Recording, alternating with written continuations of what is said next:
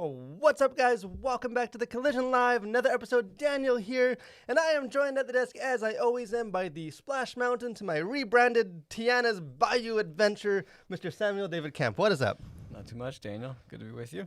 Hey, we have a lot of interesting stories to get into this week. A lot of stuff going on, including probably one of the most significant stories, I think, that maybe we've ever covered here on the Collision Live. So definitely stay tuned for that. But I want to thank you guys for joining us for another episode. I encourage you guys, if you're watching live, share your thoughts in the comment section. Let's have a discussion on some of this stuff. And just sort of as Christians, how do we engage culture? How do we understand it? A lot of different kind of news stories and controversies and just I think kind of meaty questions and issues as Christians to get into. So I encourage you guys to join us for that. I did want to share kind of from this right off the bat some kind of personal news that I have a new book coming out.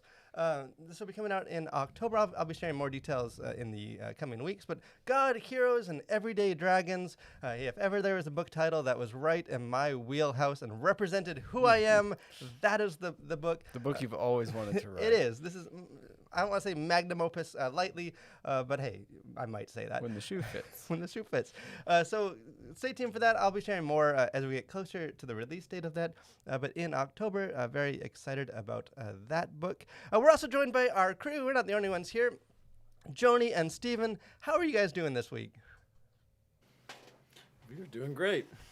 Doing good. So, As talkative as ever. you know. Hey, just wait till we get to one of our second news story. I'm sure they'll have lots to contribute to that. But like I said, we do have quite a bit to get into to talk about. So why don't we just jump right into it with our first segment? We have Cultural Conversations.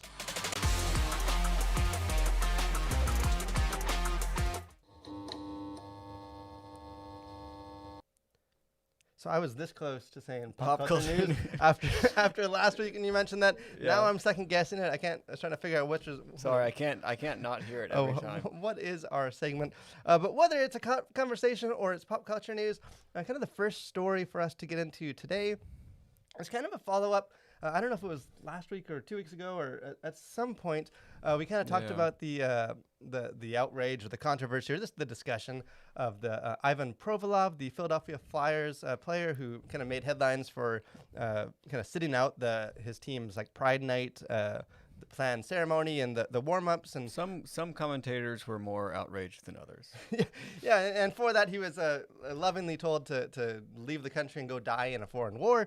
So it became a kind of a big thing. And even as we talked about that, I think we wondered, like, what's going to come from this? Like, is this the start of something change? Like, is this going to be a blip on the radar? We move on. So it's kind of interesting that this is sort of a follow-up to that story, and maybe kind of a changing of the way kind of we are approaching these issues. So a couple of days ago, the New York Rangers, another NHL team, was supposed to have their own kind of Pride Night. I think almost all teams now have their night at some point throughout the year. So this was the scheduled one for the New York Rangers, and they made headlines because they went out for warm-ups and they were not wearing sort of their Pride jerseys or the rainbow tape like they had planned.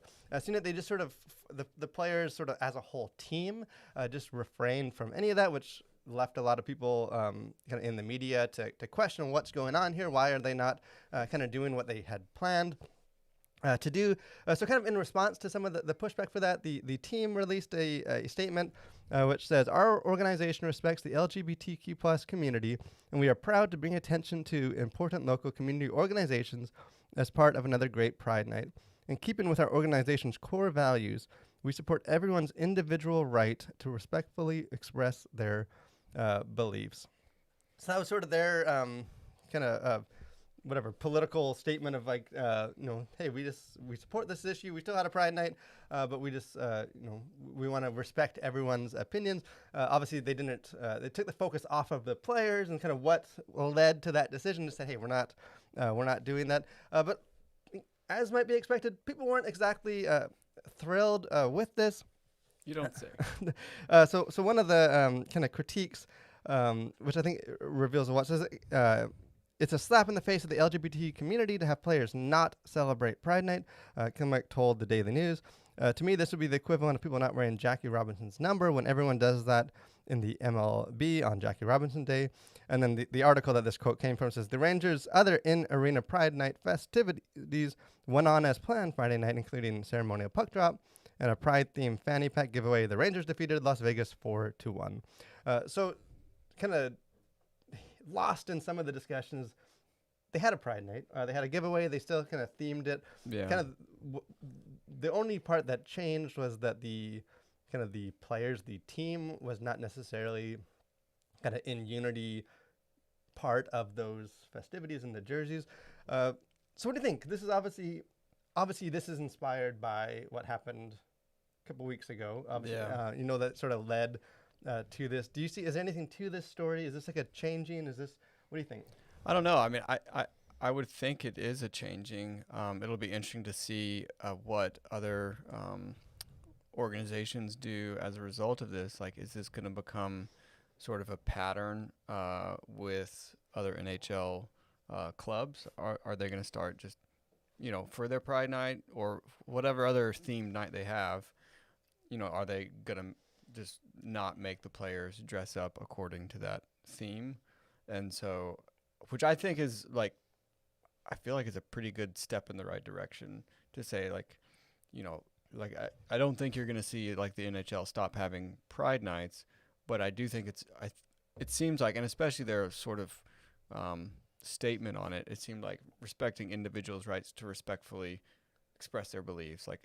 That's a pretty, I think, important statement, and I think a pretty well measured statement also, that it's, you can support Pride, you can express your beliefs respectfully, or you cannot express your beliefs respectfully. But I think the idea that you're forcing players to do one thing or another that may or may not violate their own beliefs, I mean, I think that's a great step in the right direction, regardless of whether it's Pride Night or whatever other night theme they have. I think that's a great step in the right direction. Yeah, because I think what it reveals too is if you just go by the headlines, when this happened, New York Rangers cancel Pride Night, or they boycott Pride Night, and if you just went by the headlines, you'd assume they just totally changed. Now we're having Star Wars Night instead, or that they totally, you would miss the fact that no, the entire, the in between plays, the commercial breaks, the intermissions, the anthem, the giveaways, even the jumbotron, everything about the game was kind of centered on the Pride Pride Night. Really, the only difference is that the individual players were given sort of a choice and not kind of have to make the decision to kind of pull the Provorov thing, which I think reveals a lot just about our culture, and this, like you said, not necessarily just this sort of movement, but in general, this idea that it's not really about just celebrating or allowing people to, but it sort of the further step of not only do we need a place to express our beliefs, but regardless of what you personally feel, have to also publicly be a part of this and stand with us, and which I don't know. I think there's a lot of stuff, problem in that mindset. So I don't know what. Yeah, I mean, I think, and we have some other stories that we'll get to, I think, that kind of piggyback nicely just with this sort of general, I think, feeling or just revelation of within our culture. And I think it is very telling that what you see, the response to this has been so we're upset because you did not publicly endorse or wear the thing that we wanted you to wear. And it has nothing to do with what you believe. You could be completely anti-LGBTQ, but as long as you wear the jersey, then we'll feel not threatened or harmed or whatever. So it's a really a weird place to be in. And I think that weirdness is, I think people, probably the vast majority of the population, is realizing that's kind of not okay place to be when it's like you're upset because people that out there aren't endorsing your way of life or whatever it is, whatever the issue is, like it's not okay for you to impose like your beliefs and your ideology on other people and be like it's just a weird thing to be mad that like you didn't affirm the thing that I believe. And I feel like especially it being Pride Night like has led to sort of this step back of like, because so much of what Pride Night is supposed to represent is like, hey, allow people to live their life and to believe what they believe, like leave people alone, like, you know, don't judge people, like, so much of like the ideology centered on the night is about that, right? Which I feel like has just sort of shone such a light on like, accept, like, you know, but you need to wear this regardless of what you believe, or if you don't, like, you need to sort of be made a public example. And like, it's just sort of that clash of like of values, like this contradiction that I think has led to this being like, hey, maybe we don't need to force everyone to always, you know, participate or march in this, or like, you know, wear this, or you know, be the spokesperson. Like maybe we can allow for, you know, in a loving way where everyone sort of is respected, but like can live out their own and I think it's interesting that like sort of these movements have kind of come full circle, where it's like now, like, instead of like, hey, we're just trying to fight for the right to be who we are, it's almost kind of come back on itself, and now it's the new sort of ideologically driven, no, we don't want to fight for just expressing ourselves, we want to fight for like, you have to celebrate how I express myself. And it's like, well, now you're just kind of doing the thing that you started out, you know, back in the 60s fighting against. So it's just sort of this like, okay, like, and I think hopefully this is an indication that we're going to start to kind of move past some of that and realize that, no, that's kind of a crazy thing to say or to try and impose on someone. Like, you have to celebrate, you know, who I am publicly. It's not enough for you to just, you know, be over there living your life. Like, you need to go out of your way to make me feel better. Yeah, so I think sports, typically sports is sort of the place that like is like the birthing ground for these big conversations and shifts. Like even like with COVID and stuff, that sort of started from like a press conference in the NBA. Like it's just because they're so public that these discussions. So I do think this maybe is sort of the start of. I wouldn't be surprised if you start seeing sort of trickling out into like other sports beyond hockey. So, but hey, let us know if kind of what you see in there. Is there anything? Is there sort of a shift in approach, or is this just going to lead to kind of doubling down on kind of this, you know, intolerance mindset? But the second story was there should be no intolerance for no difference of opinion. Probably the most significant story that I just don't think most unifying. I would say. I would agree. We're just as a civilization. I just don't think we're talking enough about the return of the woolly mammoth. So again, we could spend a whole episode on this. We have other stories to get to. But don't worry, that episode is coming. Like we will definitely unpack. Yeah, we will do a deep dive. But so this news, this sort of some of these stories have been going around in the last couple of days. And if you know me at all, as a guy that had a stuffed woolly mammoth on top of my Christmas tree, you know that I am keeping my finger on the pulse of this one. So woolly mammoths are going to come back in 4 to 5 years. What is your... yeah, well, you know, you definitely keep your finger on the woolly mammoth subculture, and that's always great to hear. And I actually had heard about this as well, and I think the first woolly mammoth is going to be born, I think, next year. I think it's 2024. I think they plan to have like the first woolly mammoth. I think, I could be wrong, but it's a company called Colossal. And they've been like, so apparently like the technology and the science is all there. They've just kind of been waiting on the funding, which, you know, hello. Like if there's anything worth funding, it's bringing back woolly mammoths. But yeah, like okay, so picture this. 15 years from now, you know, you and your boys go on vacation to see like a herd of woolly mammoths in the great northern plains of Canada. Like how like what more do you need to know? See, I'm already saving money. And again, if you haven't followed some of this, they already have like a whole park in like the northern tundra of Russia, where they're, I forget what it's called, like where they're planning to release the mammoth. blanking on the And name. we won't get into a detail, but there's a whole science behind like how the return of the mammoth actually like Will save our planet and like yeah. protect warming and So if you keep the carbon emission low by keeping the ground cooler by knocking down trees. You can do a deep dive into this. But hey, I know there's ethical conversations into it, but I think in this case, my ethics are whatever allows me to champion the return of the woolly mammoths. Real quick, our crew, how excited on a scale of 1 to 10 mammoths are you for the possible return of the greatest mammal creature in God's creation? Hey, I'm excited. As long as there's a Manny the mammoth and Sid the sloth, I think we're in the right direction. So, Joni, what about you? Are you team hashtag bring back the mammoth? I'll just say let the scientists do whatever they want. All Hey, right. so yeah, Joni is for trust the science. Science carte blanche.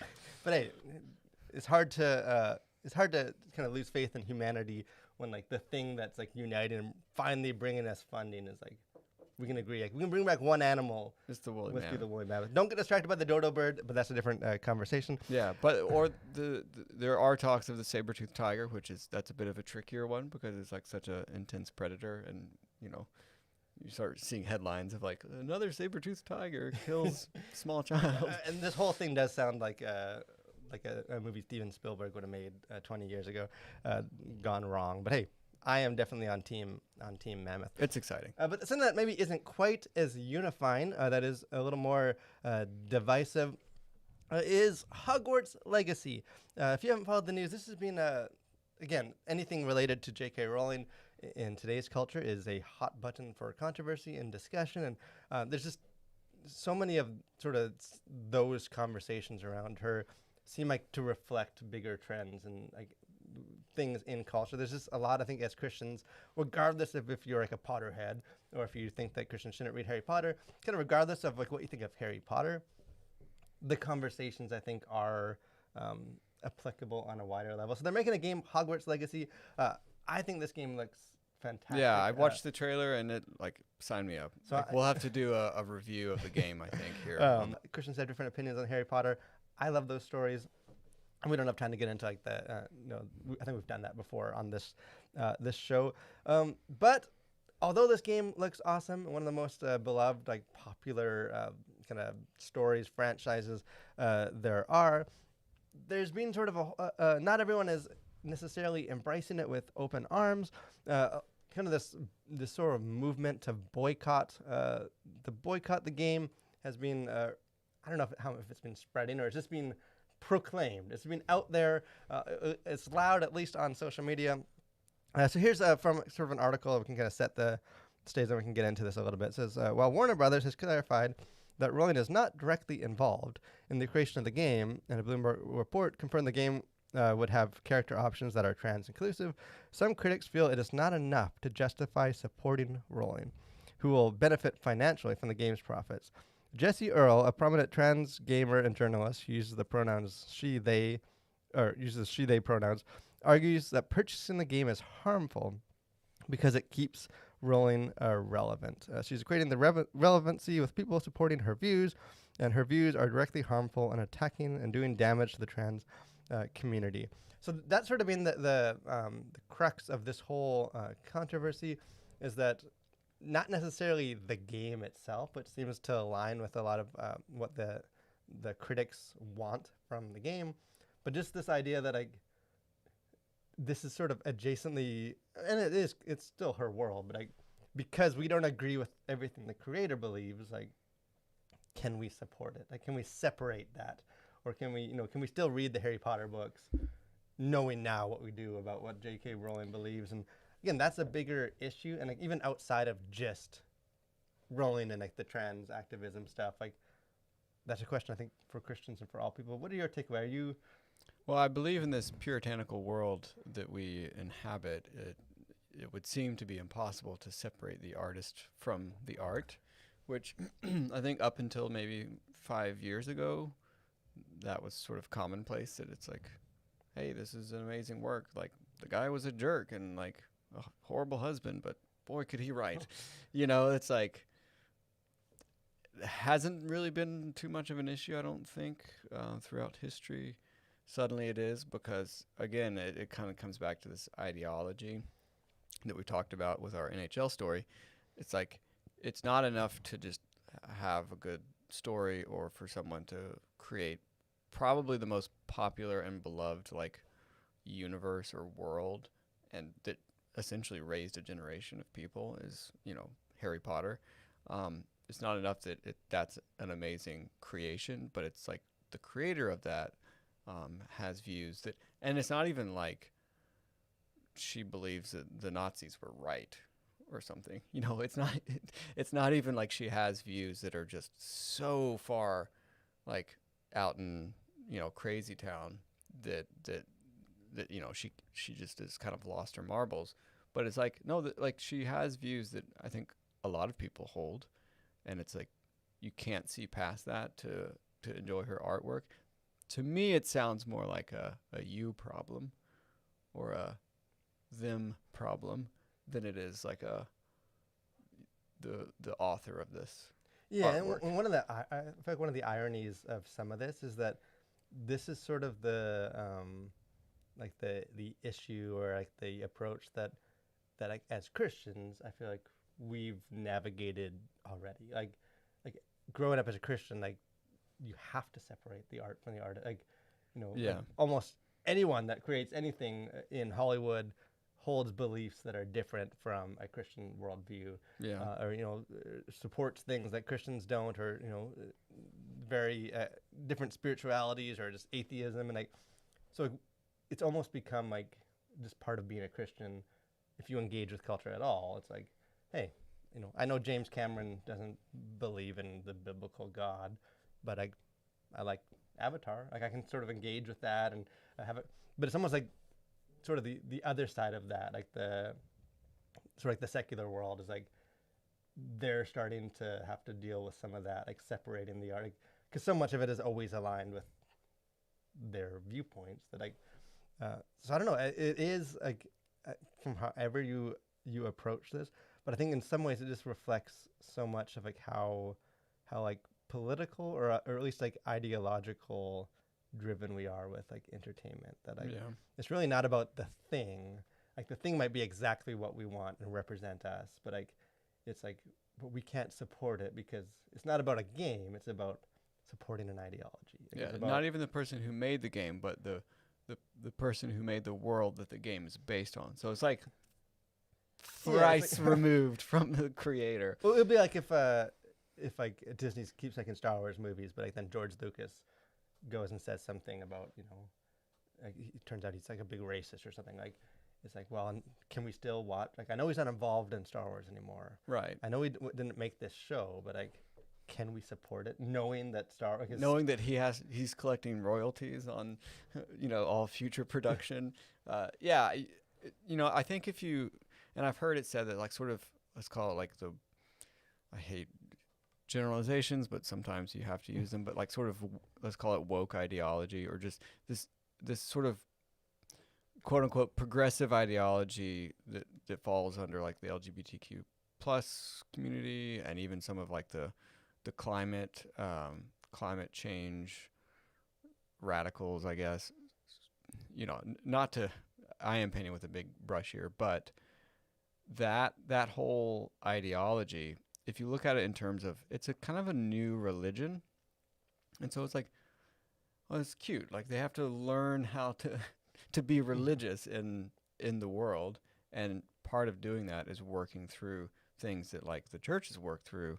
I think, you know, a long time ago. It's like we've been separating art from the artists since time immemorial, and in some senses. Yeah, even like the burn the heretics kind of thing. Like I feel like you're seeing that, like the ugly side of the church working through those issues of like, you know, you don't believe, you know, all need to believe this or else we're gonna burn you as like a witch or something. Like it's sort of that mindset with this, where it's like we can't even enjoy entertainment unless, you know, everyone involved behind the scenes like is sort of part of our orthodoxy. Yeah, and so I think if you look at like the response to this game, sort of through the lens of religion, I think it actually makes a lot of sense. I mean, it's just sort of because this religion is so new, they're kind of going through the cycle that all the other religions have already been through, like hundreds of years ago. But it's just funny because I think that's sort of human nature. Because like now they're creating their religion, and so part of creating their religion is burning the heretic and sort of forcing their views on society. And it's fascinating to sort of see how that plays out in modern society. And I do feel like we are at hopefully reaching like a tipping point. Like we don't need to get into it, but like James Gunn just has been in the conversation lately for one of the DC actors tweeted something that people got mad at, and people asked like, what are you gonna do about that? Are you gonna like cancel the movie? And basically James Gunn's like, hey, I'm gonna work with people that say things I agree with. I'm gonna work with people that say things I don't agree with. Like that's just the world we live in. Like we're not gonna like our approach to making movies isn't gonna be reactionary in the sense that like everyone has to agree, or else we need to like rapid U-turn. Yeah, only Puritans welcome.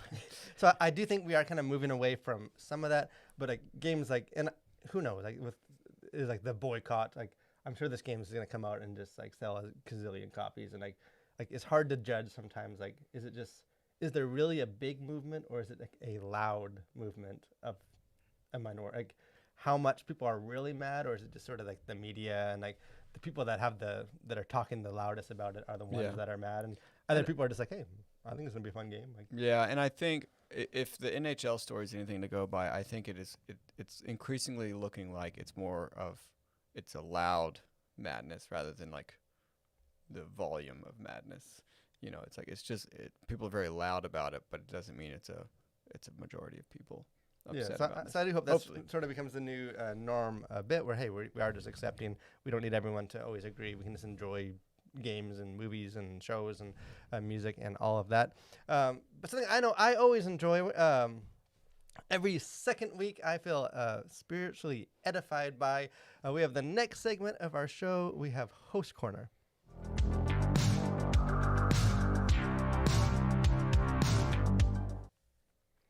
Well, Daniel, as you know, tomorrow is the annual day of the Groundhog, and I thought for this week I pulled a kind of an audible. I was going to talk about something else, and I realized tomorrow's Groundhog Day, and I would be remiss if I did not bring up one of the greatest movies of all time, one of Bill Murray's classics, Groundhog Day. And much to my dismay, no one here in the studio has seen this film except for myself.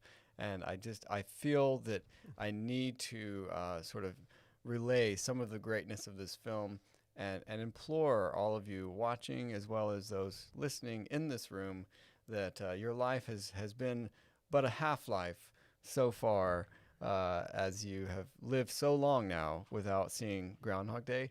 Probably one of Bill Murray's greatest films, as you would expect. It's about Groundhog Day. He is a reporter gone to Punxsutawney.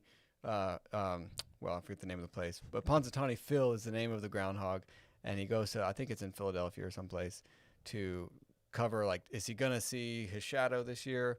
And he ends up reliving Groundhog Day over and over and over and over and over again. And so what he has to do is kind of learn to, he works through some stuff in his life, and it's just hysterical because it's just every day he wakes up and it's Groundhog Day. And you can imagine the shenanigans that Bill Murray gets up to, and just the fun time that movie is. So go watch Groundhog Day. Groundhog Day's tomorrow, and you're welcome. I feel like this movie to me is sort of like The Office. Not that they're similar, but I haven't seen them, but because they're so like in memes and like GIFs and stuff, like I feel like I've seen them. Like I feel like I feel like there's several movies like that I haven't seen, that it's like I feel like I have because of how people have used imagery from and them. I'm always like, have I seen it? Like I feel like I've seen the imagery of it. And that photo that I used is actually of him kidnapping the groundhog and letting it drive him off a cliff as he once again ends himself, hoping to finally break free of Groundhog Day. Alas, he does not. and that's So part of things what makes get the film dark great. apparently. Hey, tomorrow if you're looking for a movie night, Groundhog Day is definitely one option that you can have. Kind of moving on to our main. I have no. Yeah. I don't know how to. I don't know how to transition from Groundhog Day Yeah, to good luck segueing. countercultural Christianity. There just is no segue for that. So here So we I are. feel like I've let everyone down with their. But we do need to segue into kind of our main conversation, and I think it's an important. In some ways, it's like it's a general thing that I've sort of been working through in the last month or so. We just released an article on our Collision website where I kind of unpacked some of this. But kind of as I've been thinking about that, I've sort of seen example. Like it's sort of like it's like when you hear a new word that you've never heard, and then like all of a sudden everywhere you hear everyone see it for the first time. Like It's like when you buy a new car and it's like, oh, yeah. like everybody drives this car. Like I kind of was thinking about this, and now I was like, oh, there's countercultural Christianity. No, they're talking about this, and so this sort of seems like it's everywhere. And kind of the question is sort of like, what does that mean? I guess as Christians, I think most Christians would say we should be countercultural. Mm-hmm. And there is a sense that like, hey, if the church looks exactly like the world, like or the unbelieving world, then like there's something wrong with that. Like that's not what we're called to do. But I think so I think that's established. That's sort of a general accepted thing. But maybe more importantly, of like, so what does that mean? Like, what does it mean to be countercultural? Because I feel like in kind of our contemporary kind of culture war, all the kind of rhetoric and stuff, I feel like it's important to sort of maybe step back and like reevaluate. Like, what does it mean to be countercultural? Like, what does that actually? We can agree we need to be, but like, what does that mean? And there's kind of a story. I don't want to get into the specifics of the story. One, just because I don't know all the details of the story, and it's still sort of unfolding. And but I do think that it, in some ways at least, reflects sort of this topic, and then we can kind of get into it on a more broad level. But just yesterday, the Rolling Stone, of all places, dipping their toes into sort of the religious conversation, obviously from a negative slant. It is the Rolling Stone, but they released sort of like a cover story, kind of highlight story of a Jacksonville, a Baptist church, I think First Baptist Church Jacksonville, and sort of a new, of course they call it the anti-LGBTQ pledge, but just sort of this decision by the church to establish sort of this pledge that members need to sign, that basically affirms sort of biblical sexuality and kind of all that means. But kind of in some of the like the videos and stuff where they did that, it's again the Rolling Stone says, quotes him as, the pledge is a reaction against the secular warriors of cultural's sexual revolution. And I think it's important to, like, if you go watch sort of the video that they're taking it from, it's not quite as like reactionary as the Rolling Stone obviously wants to make it seem. Like it makes it sound very much like he's just sort of out there campaigning against the world.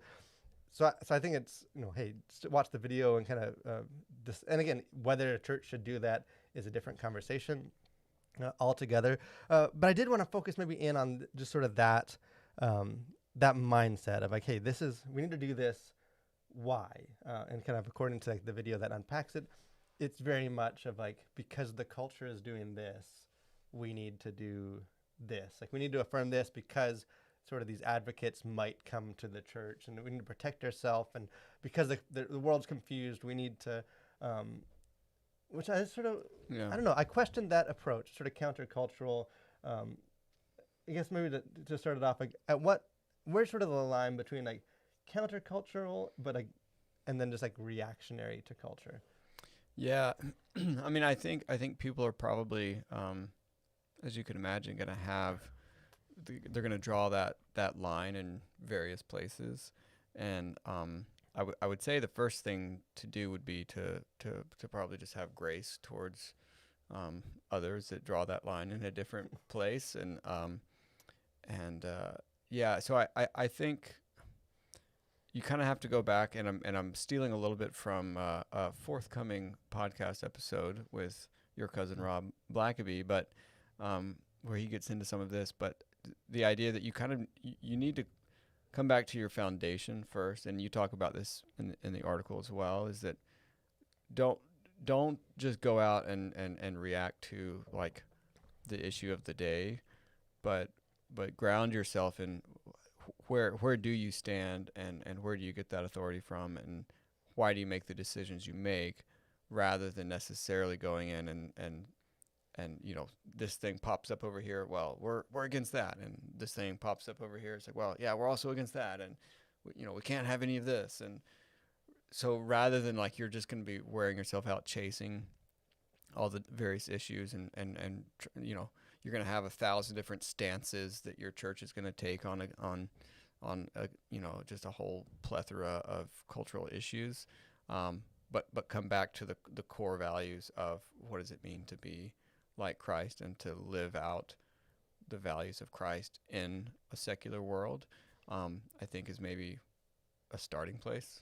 Yeah, because I think one of the verses that gets used for like being countercultural is John 17, where Jesus is sort of praying a final commissioning prayer for his disciples, and that's where he says, "They are not of the world, just as I am not of the world. Sanctify them in truth. Your word is truth." And that's sort of where you get like that whole prayer is sort of where you get the "in the world but not of it" kind of catchy slogan. Yeah. But I think like obviously Jesus is saying like, "You are not of the world," right? I feel like as Christians, we can kind of stop there of like, okay, so to be a Christian means we're not like the world. So therefore, we just need to sort of be resisting everything, reacting to the world. Like, Yeah. whatever we do, it better be different from the world.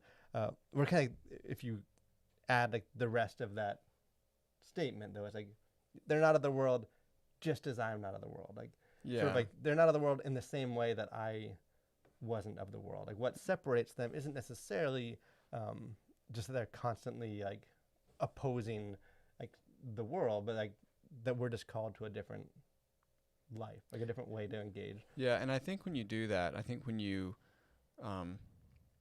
you decide to be not of the world, what you're doing is letting the world then dictate to you the terms in which you're not going to be of it. And so you see like churches or individuals being anti whatever the world, first of all, throws at you.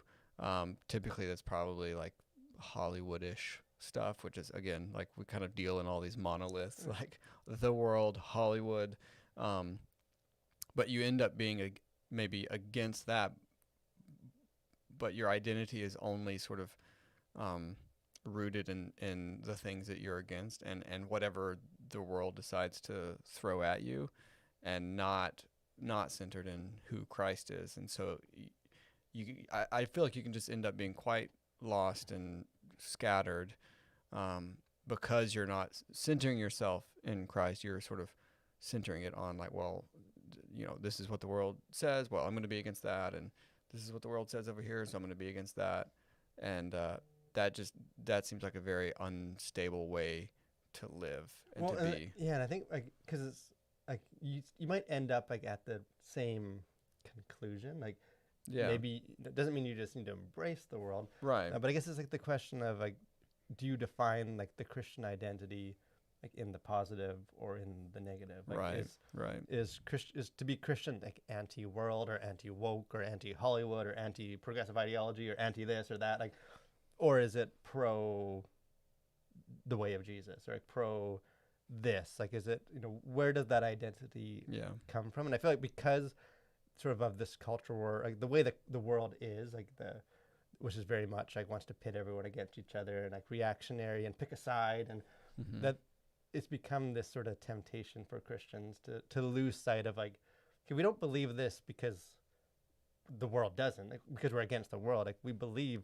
we're different from what the world thinks because we believe this. Like, we start kind of at, like, we're not this anti-progressive sexuality. Like, we're actually pro biblical sexuality. Like, we're pro what Jesus said because it's a good thing, and kind of what that means, not just because we think, well, that's bad, so we're against that. We're going to need a campaign against that. Like, does that make sense? Like, it does, and I think what you're getting at there is that it's sort of a shortcut if you decide to just be anti whatever.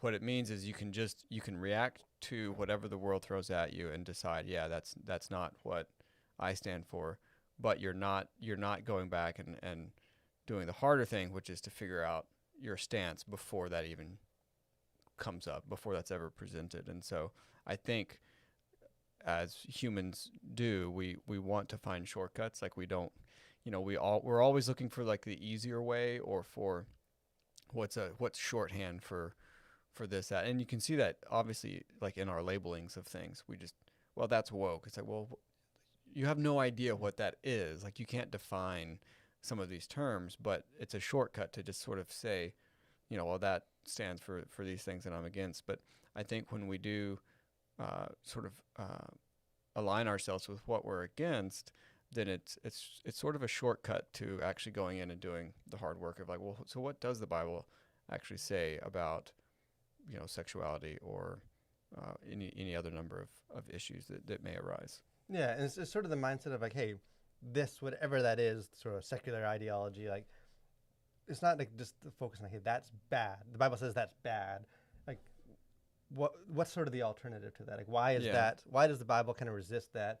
It's because it's, in a positive sense, like it's offering a more fulfilling, like, truthful, holistic sense of like the situation. And like, so again, I think we still end up very different from the world as Christians. Yeah. But it's sort of like the whole mindset is different, not just that, we're sort of playing this game and, well, the world takes that side and so we're going to take the other side, I guess. Like, well, and you end up with sort of you sort of end up with like a half ideology maybe, or like just a half truth in some way. I don't know what the right term for it would be, but you don't get a full picture of what it means to be a Christian if it's constantly just the negative, the anti-X, and so you end up, what the world then sees is like, well, the church is just a bunch of, bigots and, anti-fun and anti-whatever. And you never see like, so that's maybe part of the picture. Like there are things that the church is against, but that's only like half of it. And so I think you end up with the incomplete picture of what it means to be a Christian, of what it means to be a Christ follower, if all you're ever doing is sort of saying what you're against and the things that you don't want in the church. Yeah, and I think it's I feel like we have a responsibility to like not to say, hey, don't do this because that's bad, but to say, hey, no, this is because this is better, this is good, this is why as Christians we can't support this or we push back against this, and this is what the church stands for, not just like this is what we stand against. But hey, let us know what you guys think. It is again, we could go deeper into that. I think it is important for Christians to be countercultural in that sense, but I do think we need to be different, not just in like picking the other side, but like in how we approach culture at all, and kind of not buying into sort of the world's very polarized us versus them kind of culture war language, but to say, hey, this is what the church is, this is what we've called to do, and that's going to lead us in a different direction than the people around us. Hey, let us know how you guys navigate that issue. What does it mean to you to be countercultural? Kind of how do you even apply the prayer of Jesus of, hey, they're not of the world just as I'm not of the world? What does it mean? What does it look like to be not of the world in the way that Jesus was not of the world? Kind of final thoughts here, things going on here at the Collision. A couple things to heads up for things. Like Sam mentioned, we have a video, an interview that I'm super excited for, where I picked the brain of my cousin who leads a theological seminary, raising up leaders to engage the culture. So we talked kind of in depth about a lot of these sort of issues. So that'll probably be dropping at some point in the next couple of days. Also, I'm planning to see, was it Knock at the Cabin? Is that the name of this movie? The M. Night Shyamalan, his newest kind of horror thriller movies. I'm planning to see that. We'll have a review of that probably on Friday. Not a whole lot of other movies coming out, so if you need something, tune into that, and I'll let you know if it's worth watching, or if, hey, wait till Ant-Man comes out in a couple weeks. Any other kind of final thoughts going on? Well, I'll just kind of echo what Rob said in this forthcoming interview, which is, don't be afraid to do the hard work and figure out what it is the Bible actually says about a given issue. And so I think that was just really encouraging to me, and excited to see that interview come out. But yeah, it's hard, and that's why it's called hard work, but it's worth doing that so that you can better engage with the world. Yeah, and ground yourself in something other than the world, kind of get caught in the whims and kind of change into the world. Ground yourself in the kind of unchanging truth of Scripture. And I would just say, hey, Mammoths are coming back. So, hey, if things seem difficult, just take comfort in knowing that we will soon live in a mammoth-filled world. And I know So that brings exciting. me great joy. But thanks for joining us, guys. Encourage you guys, join us next week. Always a lot of stuff to talk about in culture. Love getting into the stories and sort of seeing what's going on and just trying to approach it from a Christian perspective. Would love to have you join us. But most of all, guys, stay safe and continue to collide with your world for Christ.